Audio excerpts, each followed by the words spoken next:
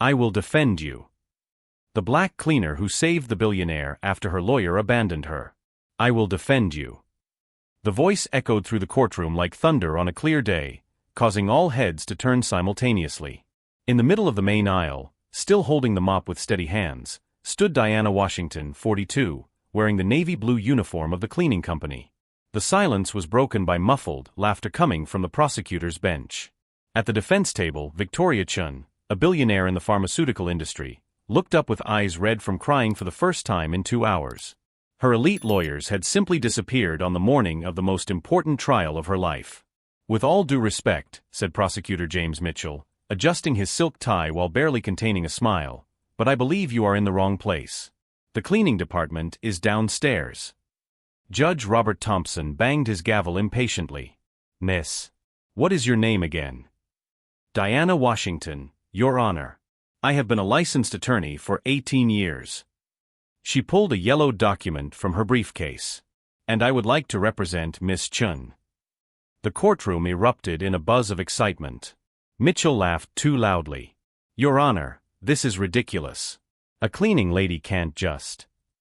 A black cleaning lady who graduated from Harvard, Diana cut him off, keeping her cool.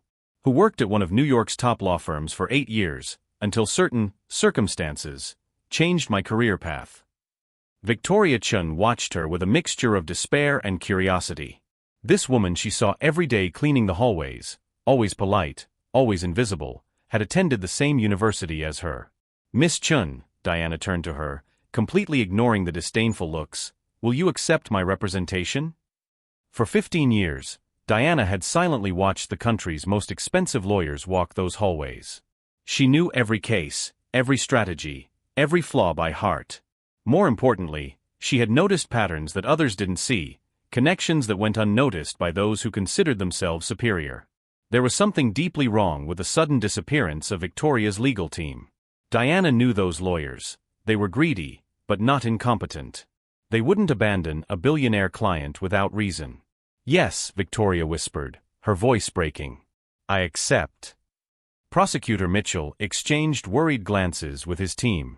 This case should have been simple. Victoria Chen accused of illegally marketing experimental drugs. With her lawyers out of the way, it would be a sure win. Now a black cleaning lady stood between them and the conviction of one of the richest women in the country. What a joke. If this story of injustice and reversal has touched you, don't miss the next chapters. Subscribe to the channel because Diana Washington kept secrets that would turn this trial into something no one would ever forget. Prosecutor Mitchell couldn't stop smiling as he organized his documents. This would be the easiest case of his career, a black cleaning lady defending an Asian billionaire accused of marketing experimental drugs without FDA approval. The press would love the narrative. Your Honor, he rose with theatrical arrogance, I ask you to recognize the obvious. The defense is being represented by someone completely unprepared for the complexity of this case. I suggest we postpone the trial until Ms. Chun finds adequate representation. Diana remained standing, impassive. 15 years of cleaning those hallways had taught her the body language of the legal elite. Mitchell was nervous, not confident. Lawyers truly confident of their victories did not need to humiliate their opponents before the trial had even begun.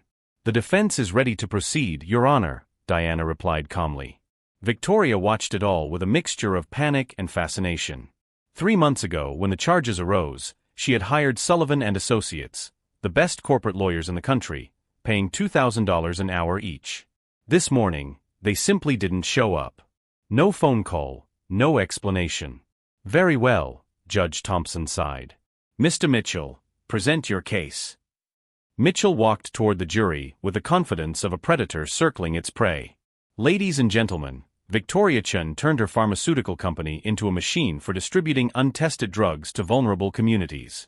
She knew the risks, ignored regulations, and prioritized profits over human lives. Diana took mental notes. Every word, every pause, every gesture. There was something overly rehearsed about Mitchell's presentation, as if he were following a pre-written script. The prosecution will prove that Ms. Chun deliberately distributed an experimental diabetes drug to low-income communities, resulting in at least 12 hospitalizations and 2 confirmed deaths. Victoria felt her blood run cold. The accusations were false. Her drug had saved lives, not taken them. But the documents her former lawyers had prepared to refute these allegations had disappeared along with them. During the break, Diana approached Victoria in the hallway. "I need you to tell me the whole truth about your drug. Not the edited version you told the other lawyers, the real truth." "How do you know there was an edited version?" Victoria asked, surprised. "Because I know this courtroom better than any lawyer who has ever set foot in it. For 15 years, I've been listening to conversations that people like Mitchell think no one else hears." Diana lowered her voice. "Your drug works, doesn't it?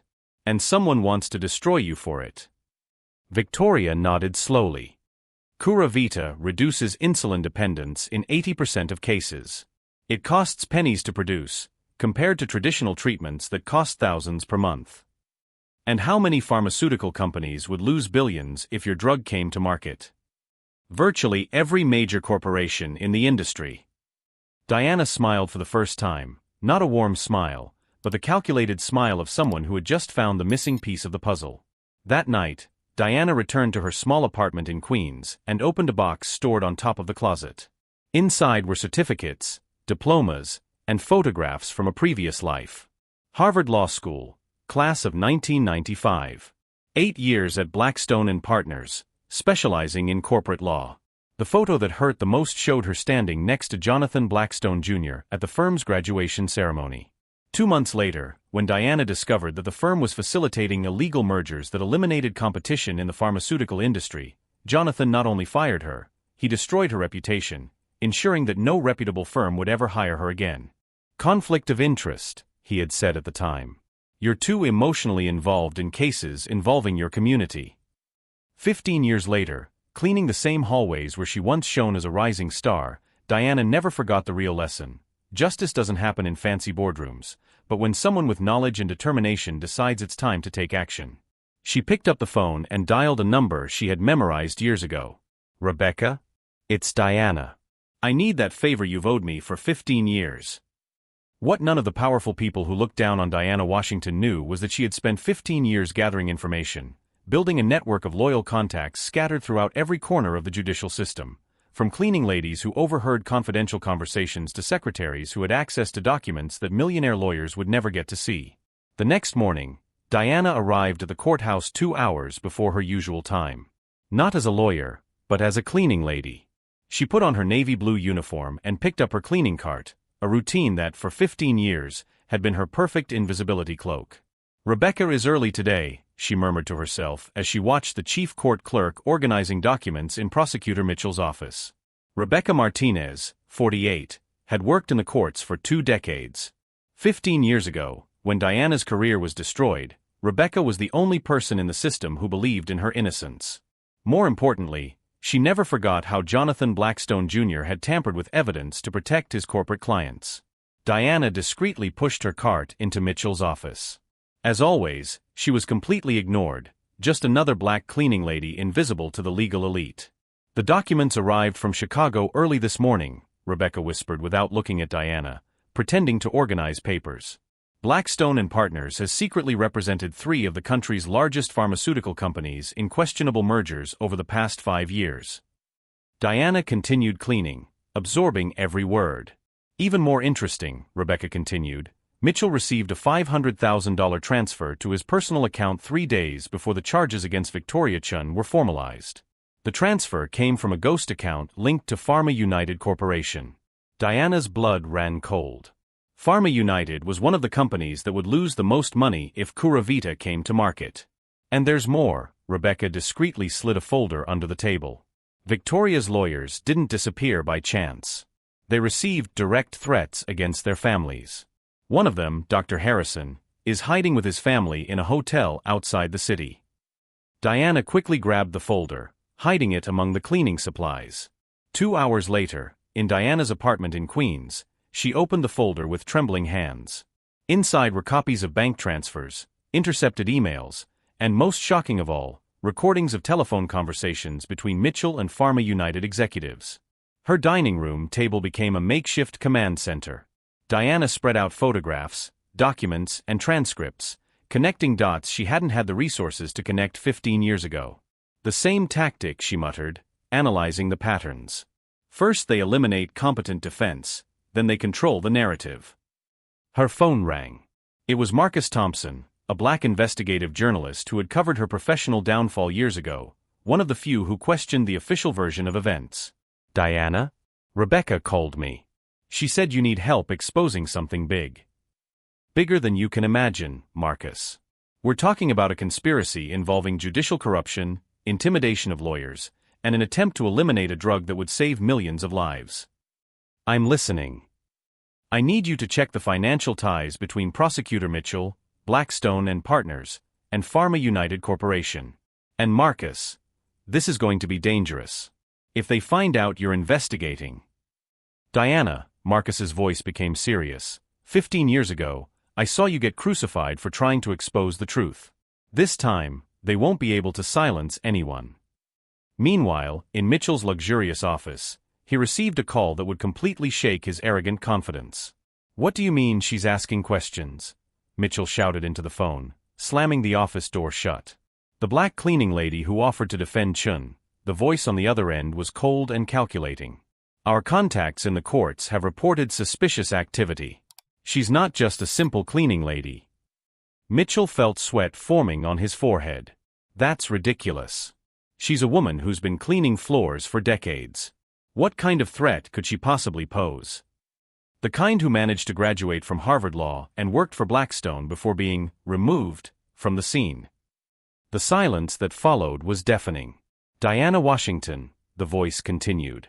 "You remember that name, don't you, Mitchell?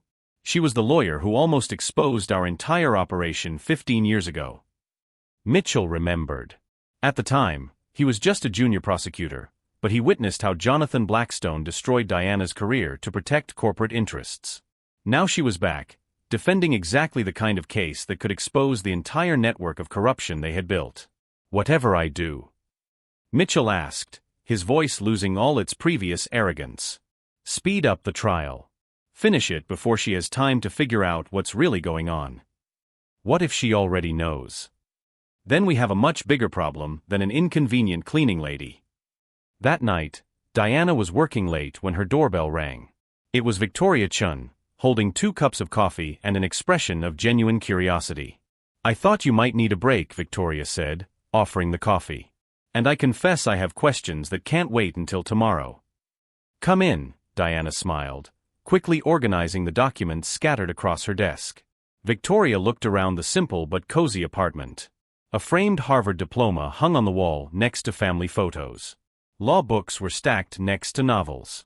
It was the life of a woman who had lost everything but never lost her dignity.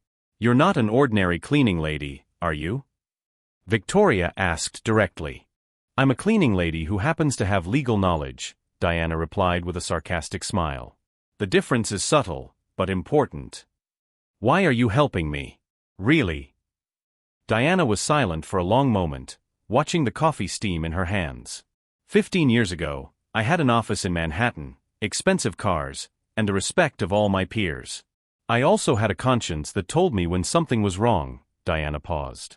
"When I discovered that the firm I worked for was facilitating illegal mergers that inflated drug prices, I tried to do the right thing." "And they destroyed you for it." "They didn't just destroy me. They turned my attempt to expose the truth into evidence that I was corrupt. I spent the next 15 years cleaning the same hallways I once walked as a respected lawyer." Victoria felt a lump in her throat. "And now?" "Now I have something I didn't have 15 years ago." Diana stood up, walking to the window overlooking Queens. "Time to observe, connections that no one suspects exist, and the advantage of being completely underestimated. Are we going to win this case?" Diana turned, her eyes shining with a determination that made Victoria understand why this woman had survived 15 years of injustice. "Victoria, we're going to do much more than win. We're going to expose the entire network of corruption that tried to destroy us. And this time," Diana smiled in a way that mixed justice and revenge in equal proportions, "they will have nowhere to hide." The next morning, Mitchell arrived at the courthouse convinced he was in control of the situation. After all, he was facing a black cleaning lady against the full power of the corrupt judicial system. What he didn't know was that Diana had spent the entire night gathering evidence that would not only save Victoria, but destroy careers, expose decades of corruption, and send very powerful people straight to prison. Under the weight of all those condescending glances, Diana calmly organized her papers on the defense table. But anyone watching closely would notice that it wasn't nervousness that made her hands move with such precision. It was the restrained power of someone who was about to rewrite not only her own story, but the history of an entire system that believed itself to be above justice. Prosecutor Mitchell, Diana rose calmly on the morning of the third day of the trial. I would like to call a last-minute witness. Mitchell frowned, still confident. Your Honor, the defense can't just. Rebecca Martinez, chief clerk of the courts for 20 years, Diana announced, completely ignoring the objection. Mitchell's blood ran cold.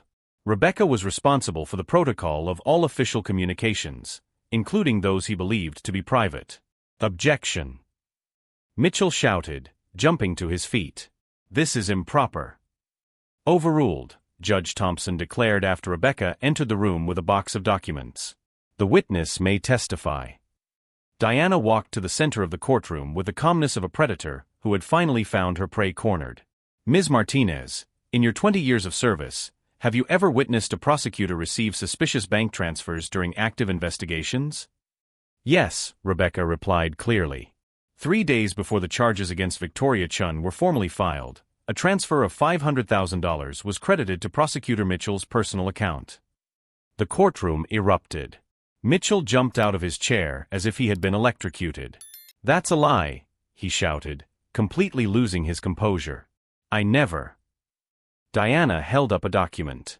Official bank statement, obtained through a court order issued this morning by Federal Judge Morrison. She handed copies to the jury. The transfer came from a ghost account at Pharma United Corporation. Victoria watched in shock. The cleaning lady she had silently seen in the hallways for years was orchestrating the systematic destruction of $1 million conspiracy. But there's more, Diana continued, her voice echoing through the silent courtroom. Marcus Thompson, an investigative reporter for the New York Herald, has discovered that this case is part of a pattern that has been repeating itself for 15 years. Marcus entered carrying a bulky briefcase. Ladies and gentlemen of the jury, in the last 72 hours we have investigated dozens of similar cases. Defense attorneys threatened, prosecutors bribed, all to eliminate technologies that threaten the profits of the pharmaceutical industry. Diana approached Mitchell, who was now visibly sweating. Prosecutor, do you recognize this recording? A familiar voice echoed through the courtroom speakers. The trial needs to end quickly. The black cleaning lady is asking too many questions. If she finds out about Blackstone and the 2008 operation, we're all going to prison. Speed up the process, Mitchell. Finish this before she connects the dots. What if she already knows? Then we have a bigger problem than we imagined. Mitchell staggered, holding on to the table. His career, his reputation, everything was falling apart live in front of dozens of reporters. How did you get this? He whispered. 15 years of watching, listening, and connecting dots that people like you believed were invisible, Diana replied with a smile that mixed triumph and justice.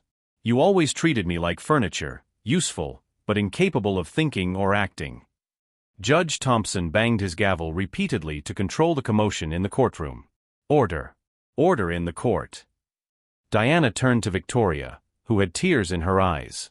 Your drug doesn't just work, it poses a $1 trillion threat to the pharmaceutical cartel that has dominated diabetes treatments for decades. Marcus opened his briefcase.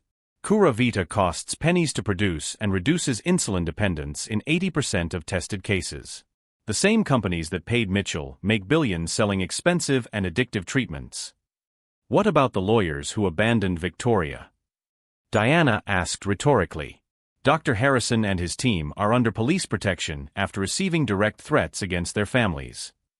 Across the courtroom, cell phones were buzzing with notifications. The story was spreading in real time across social media. #JusticeForDiana and #PharmaceuticalConspiracy were already trending topics. Mitchell tried one last desperate gambit. Your Honor, this person is clearly making things up. Making things up? Diana interrupted, pulling out another document. Making things up like Jonathan Blackstone Jr. destroyed my career 15 years ago using exactly the same tactics? Making things up like you used my attempt to expose pharmaceutical corruption to turn me into the corrupt one. She turned to the jury. 15 years ago, when I tried to expose illegal mergers that inflated drug prices, I was accused of fabricating evidence. I lost everything, my career, my reputation, my future. But I gained something they could never have imagined. What? Asked a juror, completely absorbed. Time to observe, learn, and build the most powerful network this judicial system has ever seen.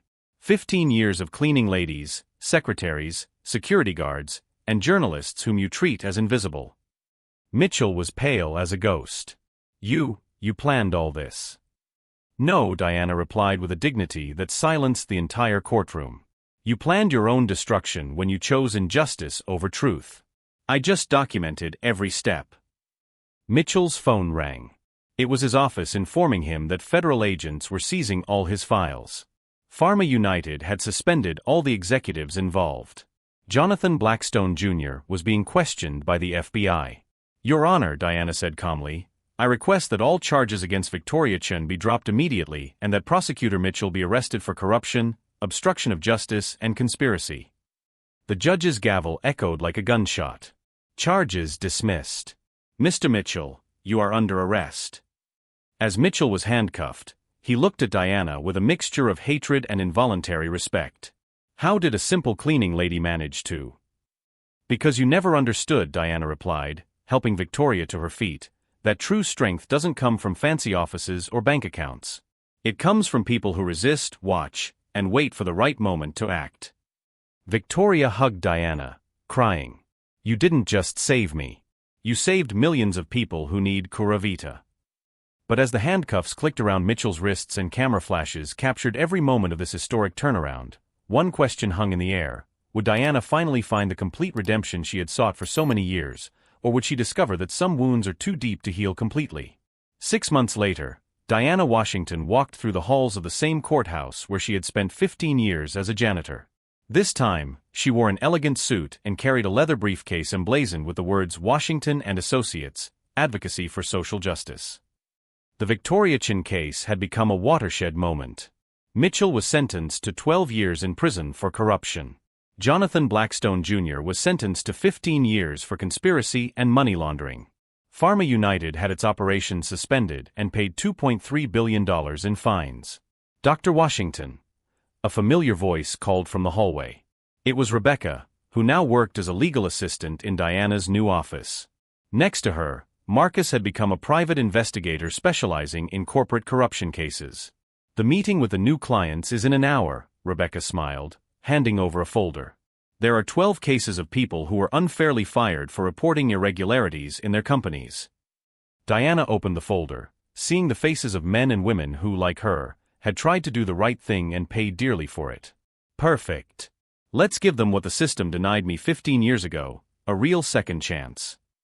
Victoria appeared at the office entrance, beaming. Her Cura Vita had received emergency approval from the FDA and was being distributed free of charge to low-income communities. Diana, do you have a few minutes?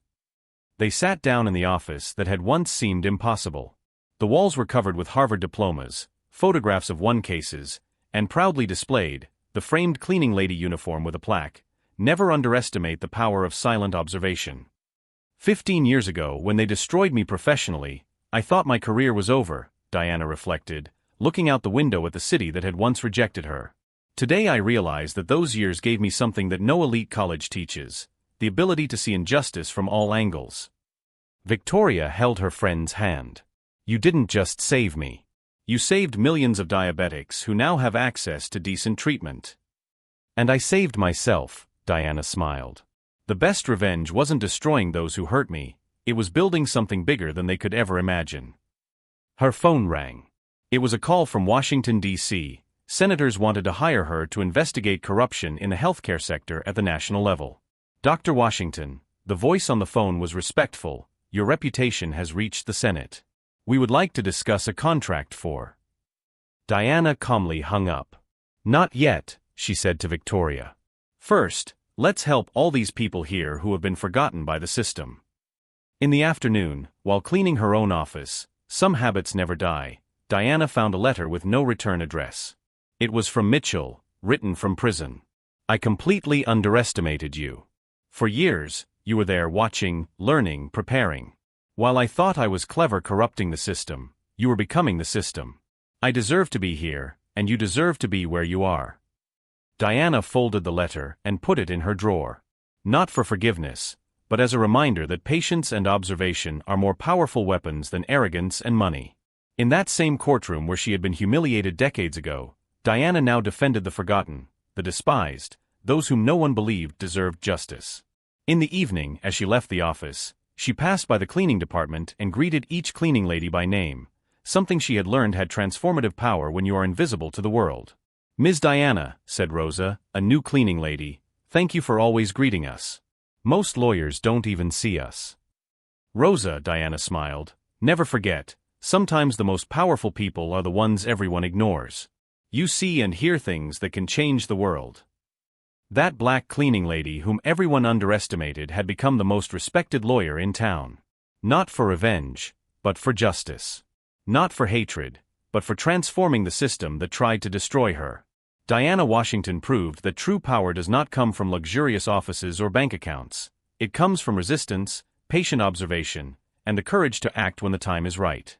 If this story of overcoming adversity and justice has touched you, subscribe to the channel for more stories that prove that sometimes the most dangerous person in the room is the one everyone pretends not to see. Because the best revenge is success that your enemies could never imagine.